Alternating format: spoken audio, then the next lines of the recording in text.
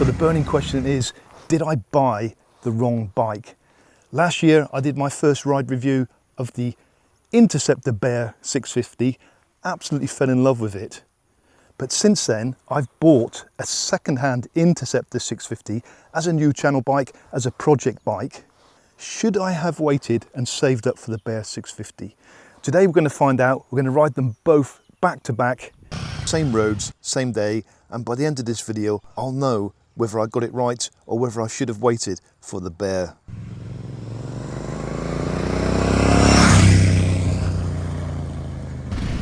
This is where I'm going to struggle with the seat height. So what am I noticing different? But the riding position. And some exclusive news about the soon to be released RS Tech belt drive kit for the Bear 650. Stay tuned to the end of this video for more details. I know a lot of you watching right now absolutely love the Interceptor 650. For many of us it's a bike we'd never even consider selling. So there's that old saying, if it's not broken, don't fix it. But Royal Enfield played with this platform, and in my opinion the Bear 650 is the superior bike, even though I love this bike and I don't ever see myself selling it. So in this video I'm going to explain the differences between the two bikes and what improvements Royal Enfield have made to make this fantastic bike even better. These two bikes share the same frame and the same engine, but out on the road they feel completely different.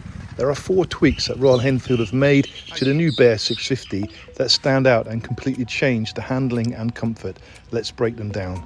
First up is the Rake. The front end of the Bear 650 is kicked out further, making it more stable, especially when you take it off-road onto slippy or gritty trails. Second is the suspension. The Bear gets a massive upgrade with upside-down Showa front forks. They are far superior to the older standard units on the stock 2020 Interceptor. Third is a massive win for ergonomics, the foot peg position. The Bear 650 has moved the peg slightly forward. That means no more banging your shins when you put your feet down at a stoplight. And the final big difference, the wheel and rim sizes. These new dimensions change the entire stance of the motorcycle. Same bones, completely different attitude.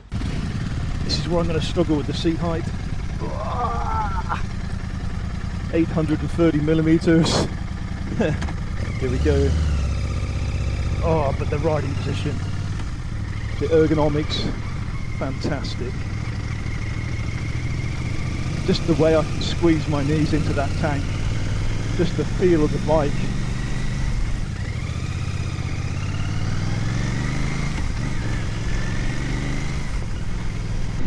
So what am I noticing different than on my Interceptor 650? First of all, the front suspension. I think the Rake is slightly different. It turns quite differently. Turns a little bit slower, to be honest with you. But that front suspension, because it's new, I suppose, it's much more comfortable. So I'm going to be flipping between the two bikes, and I can confirm straight away the Rake on the front is completely different. Different angles on the Rake, and the Interceptor is much easier and much tighter to turn in the corners.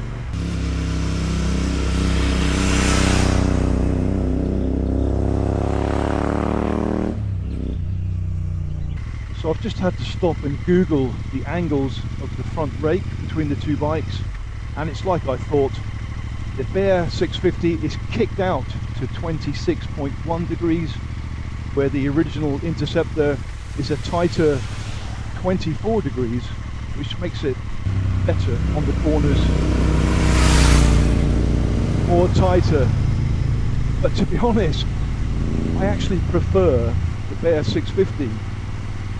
It's designed to stop it from turning too quickly on loose gravel roads, on trails. And I think that's what makes it the perfect tourer, because it just wants to ride straight. So when you're riding long distance, you're not having to worry about a quick turn on a steering wheel at high speed. I see some people put in braces on their front steering. There's definitely no need to on the Bear 650. So in my mind, that's a lot better.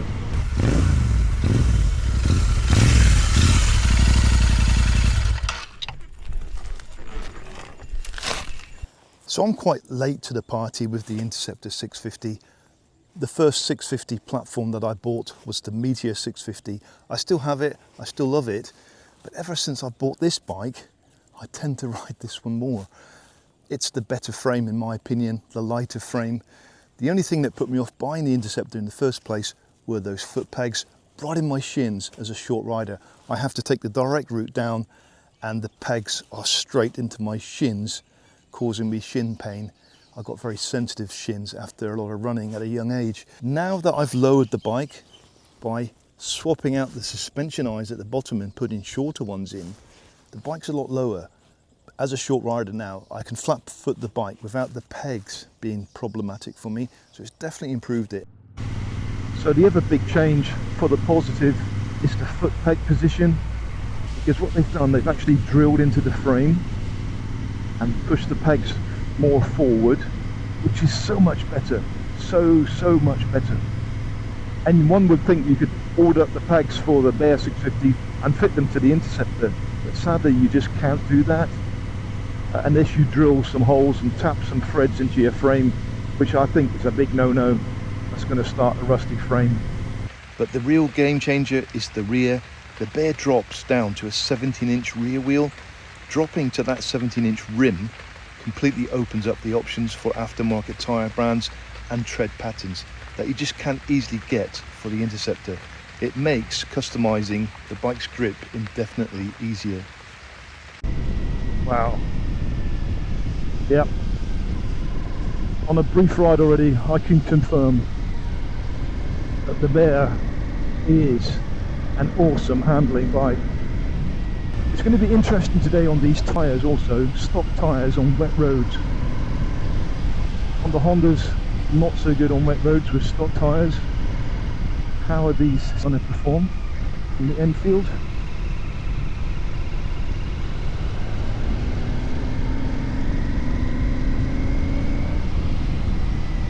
Performing very well actually. Semi off-road tyres on this. I did ride this route on my Interceptor earlier, and I did skid out a couple of times on my Interceptor with those tyres, aftermarket tyres, but not on this.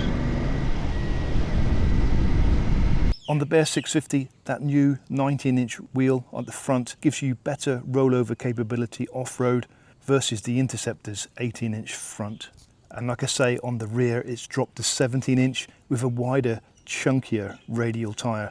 The tread pattern is fitted with block pattern dual purpose tyres, MRF Nyrolex. The sound of this and the knowledge that you just know you can jump on this.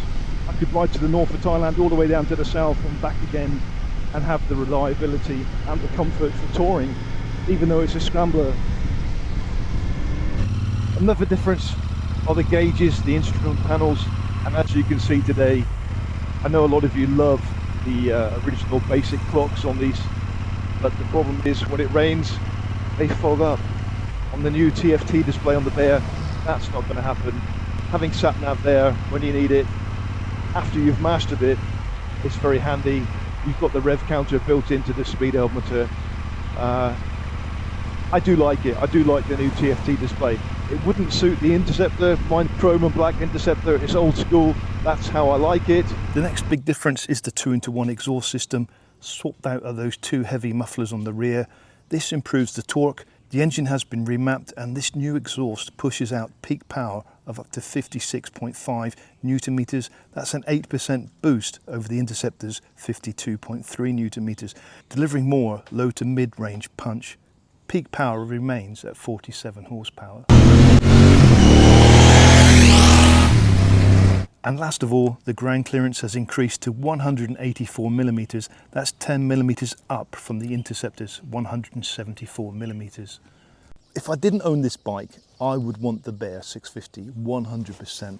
But because I own this bike and because I love the chrome black, the classic look, I just think it matches me, matches my personality. I'm keeping the Interceptor.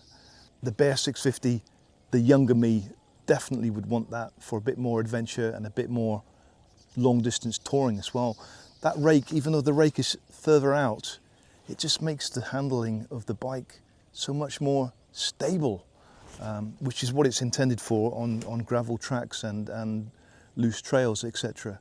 But even on the main highway, just that stableness just makes it a proper touring bike, in my opinion. So I love the Bear. I think it's the better bike. If you don't own an Interceptor, my advice to you would be go for the Bear first. But if you like the classic style and you're a bit older rider, then obviously the Interceptor is a fine fit also. Both of them superb bikes, difficult to choose between the two, but Royal Enfield have definitely nailed the Bear 650 and made improvements. They made a great bike even better. RS Tech never intended to design a belt drive for the Bear 650 because of the nature of the bike, a scrambler off-road. But what many people are finding, like myself, it's not just a scrambler, it's a decent road touring bike, and not everybody wants to go off-road with this bike. And by popular demand, RS Tech has designed a brand new belt drive for the Bear 650. It's something you would have to be honest with yourself on. If you're going to go off-road with this bike a lot, it's best not to fit a belt drive to it. But if you're honest with yourself and you're going to be on the road most of the time, then it makes perfect sense to put a belt drive on the Bear 650. And this is where I'm going to give a massive shout out to RS Tech, because they have supplied me a belt drive kit for my Interceptor 650, which we will fit in a video very soon. Have any of you sold your Interceptor 650 to move up to the Bear 650? If you have you found it? Or are there any of you out there that own both the Interceptor 650 and the Bear 650? And out of the two, which one do you prefer? Please let me know in the comments below, and I'll catch you up on the next video. Thanks for watching.